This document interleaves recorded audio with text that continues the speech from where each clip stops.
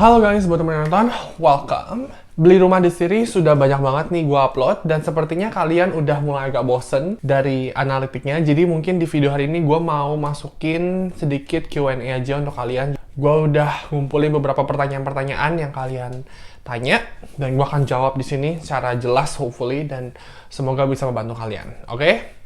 Sebelum kita lanjut, tonton video ini.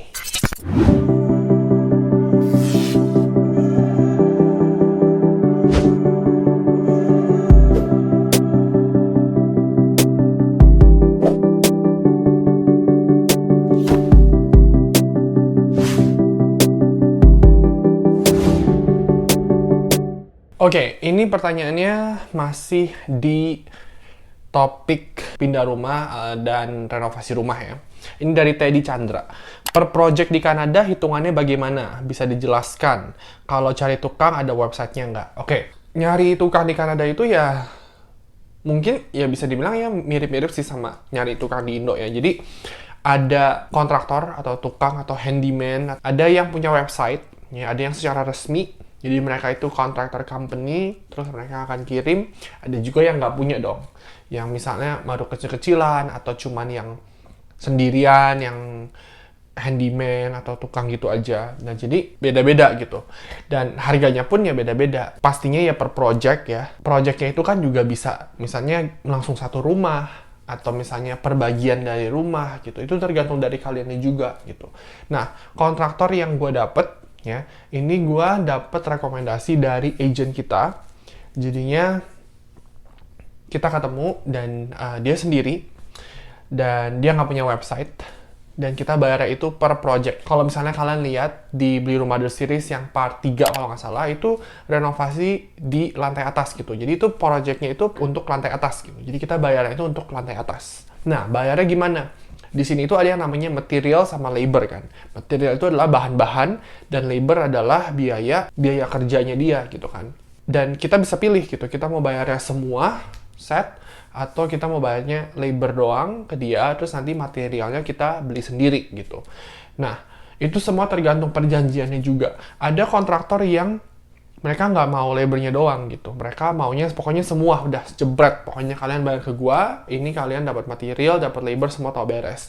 Nah, cuman itu berdasarkan yang gue lihat ya itu lebih mahal gitu. Karena kan istilahnya mereka bisa cuan dari materialnya juga gitu kan. Kalau misalnya kita materialnya beli sendiri kan kita udah tahu harganya berapa gitu. Jadi nggak ada markup lah istilahnya. Semoga jelas ya. Oke. Next question. Ini dari Babayo Art. Kalau jadi ARMY nggak bisa pulang ke Indo ya bro? Kalau jadi ARMY di Amerika, itu pasti bisa pulang Indo. Kenapa nggak bisa pulang Indo? Karena kan kalau misalnya jadi ARMY, langsung dapat US citizen. Kalau misalnya dapat US citizen, ya bisa pulang Indo. Mungkin maksudnya itu bisa bulak-balik Indo kali ya. Karena kalau pulang Indo pun, orang-orang yang imigran gelap juga bisa balik Indo. Cuma mereka nggak bisa balik lagi gitu kan.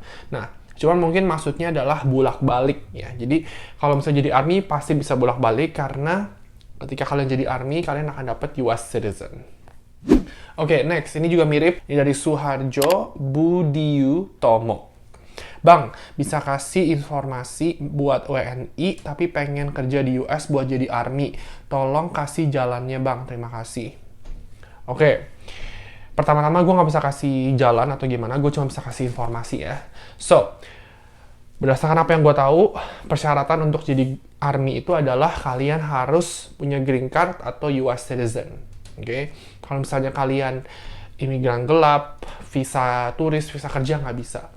Nah, tapi di beberapa tahun kemarin, kalau nggak salah 2016 ya, itu US Army pernah ngebuka untuk orang-orang yang bukan green card gitu, alias yang misalnya siapapun lah pokoknya yang di US, mau itu visa kerja, visa turis, apapun bisa apply jadi ARMY. Tapi itu nggak lama ya, jadi mereka cuma buka dalam kurun waktu, mungkin pada saat itu mereka kurang orang atau apa, atau mungkin ada something lah di Afghanistan atau something, makanya mereka sempat buka, tapi habis itu mereka udah tutup lagi gitu.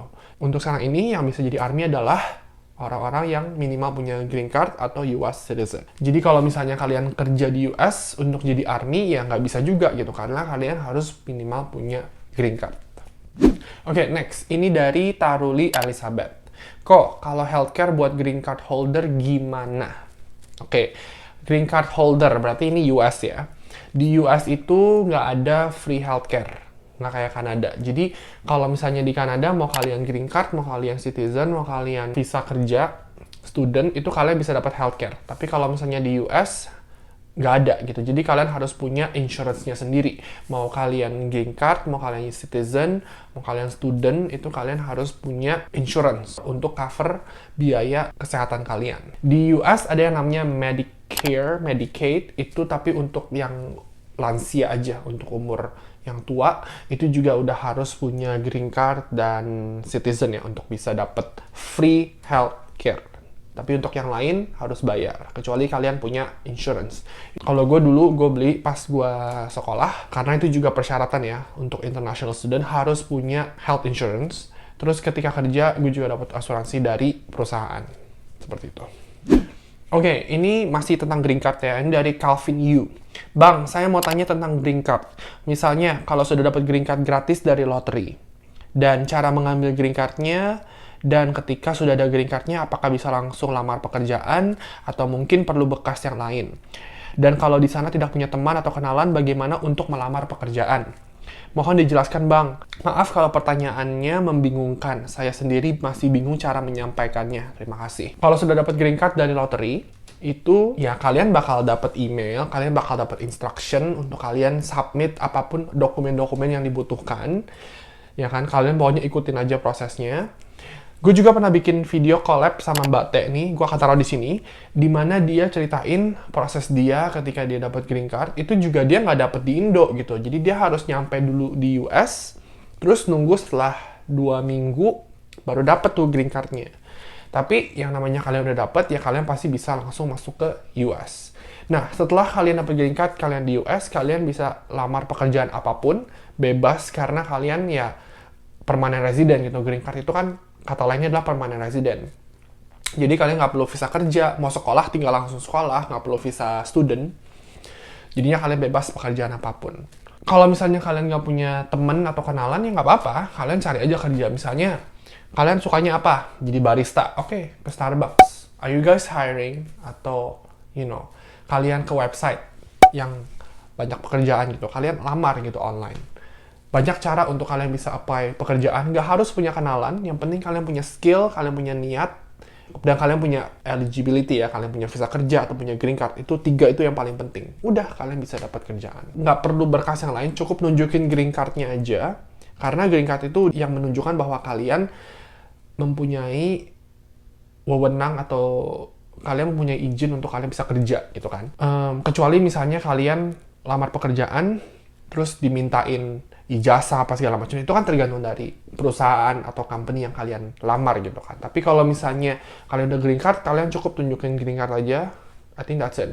Kalian juga harus apply social security number alias kayak NPWP, itu juga very easy. Kalian tinggal ke Social Security Administration, isi-isi form, udah nunggu, abis itu dapat deh social security card-nya. Terus kalian perlu itu untuk kalian bisa kerja, karena itu kayak NPWP kalian. Oke, next. Ini dari Helaria Erin Clarista. Kalau green card itu berarti temporary ya? Berarti masih WNI atau udah jadi WNA? Green card itu nama lainnya adalah permanent resident. Jadi yang namanya permanent itu bukan temporary. Temporary itu kan artinya sementara ya. Tapi green card udah permanen. Nah, tapi green card itu bukan kewarganegaraan. Itu cuma namanya permanent resident aja. Seperti kitab Indonesia gitu kan. Nah, berarti orang itu meskipun udah punya green card, tetap masih warga negara asalnya. Kalau misalnya Indonesia, WNI. Kalau misalnya Cina, ya WNC gitu kan. WNA itu ketika kalian sudah mendapatkan citizenship, US citizenship, kalian dapat paspor US, itu kalian akan jadi WNA. Gitu. Semoga jelas. Bang, boleh nggak coba sekali 2 di V-Lottery Amerika dan PR Kanada? Bang, di sana toiletnya pakai tisu ya, bukan semprotan kayak di Indonesia gitu. Di Kanada pakai bahasa Inggris apa Prancis, Bang? BTW, enak mana kok tinggal di US atau Kanada?